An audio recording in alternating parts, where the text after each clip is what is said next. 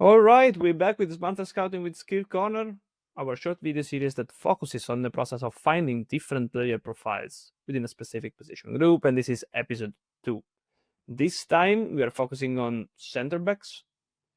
This is probably the position that has evolved the most in the last 20 years, as they went from being pure defenders to effective players on the ball.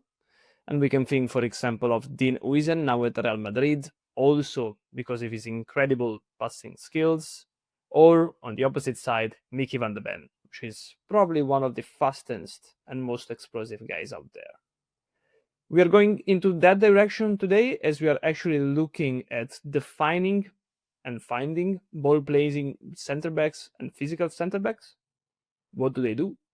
So the ball-playing center back is clearly a defensive playmaker, is involved in build-up, is able to break the opposition by passing through the first and second line of pressure, which is the rival midfield, inside the opposition defensive shape.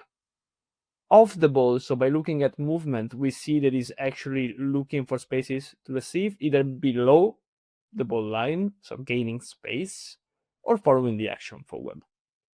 Useful metrics here to actually track, check, and measure all of these football-specific behavior that we need to scout probably come from our game intelligence suite, and they refer to possessions in build-up, so actually a specific phase of play, pass attempts through first and second last line, the rival midfield, and also, again, dropping off runs and support runs. So the physical center back is quite different. They are probably complementary profiles, but you can see that this guy is fast, explosive, is able to keep pace with the quickest forwards out there, really important. He tracks them back and faces 1v1 situations.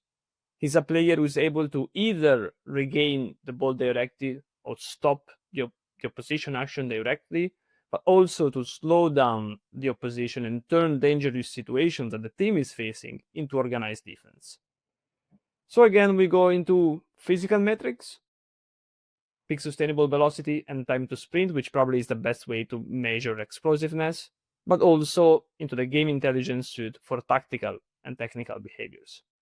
We have recovery presses, discussed in episode 1, and then direct disruption or regain percentage of all the on-ball engagements, as well as stop or reduce danger percentage, again calculated on all the on-ball engagement that the defender performs. So here we see that we are going from type of defensive action to qualitative output, and we are able to measure both. So once again, we go on the pitch. The ball-playing center back is just there moving, either getting space below the line or following the action forward.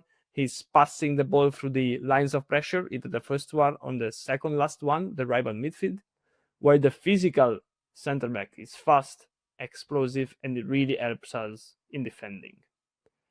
So again, tactical, technical, physical elements, they're all there, quite different from, for example, when you're working with event data where you only focus on the ball.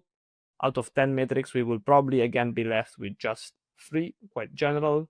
If you think about dual swan, for example, they just really don't give us the type of context that we are in, nor we really have like a qualitative output. So again, the full picture is quite different. We see that we are missing a lot of information. On average, a player is just on the ball, as we know, for 3 minutes per game, and our mission at SkillCorner is to help you evaluate the remaining 97%. So let's go back on our web app lab to check some of the characteristics of the ball-playing center back and of the physical center back. All right, back to SkillCorner online tool, our web app lab, where you can actually perform your scouting process from day one once you have joined SkillCorner. So we are under the player scouting section. The season that we select is the 24-25, and again, the competitions are the big 5. Out of the 4 scouting tools, we are now looking at the scatter plot as we want to compare a population of player against 2 specific metrics. We are actually and obviously filtering down to central defenders, all teams for a less expanded age bracket. So we want to scout younger players between 17 and 25, actually. We go down in the scatterplot section and we actually select the two metrics that we want to compare. Here we have the pass attempts through first line of pressure and the pass attempts through second last line of pressure, so the rival midfield, because we want to check who are the central defenders that actually break the line the most through passing. Dean Huizen, clearly above average. Mark Gay, kind of above average as well. A clear outlier here in Van Eyck from Brighton and above Abdul. So you can actually check who all of these players are.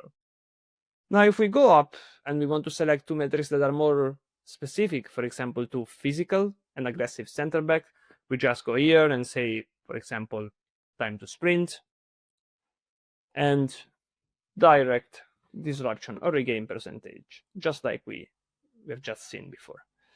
So instead of these two guys, this time we are going for Van de Ven to see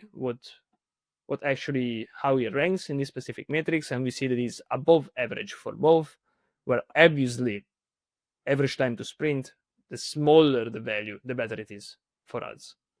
Other guys interesting here, Seydou from Stade Rennes, Fayet from Stade Rennes, and obviously Kushunov from Manchester City. So again, really simple but useful tool to perform your scouting processes. Recap to close this second episode and see what we have actually just done together again. Compared hundreds of players in a few seconds in our scatter plot. Defined football-specific profiles, useful to understand fit with our game model or just simply go through the scouting and recruitment processes. We have seen how easy it is to compare players in the scatter plots in a few clicks and completely no code. And obviously, we have included off-ball movement, passing on the ball, physical elements. So actually just going beyond the standards. So thanks again for following this second episode, and I hope to see you in the third one.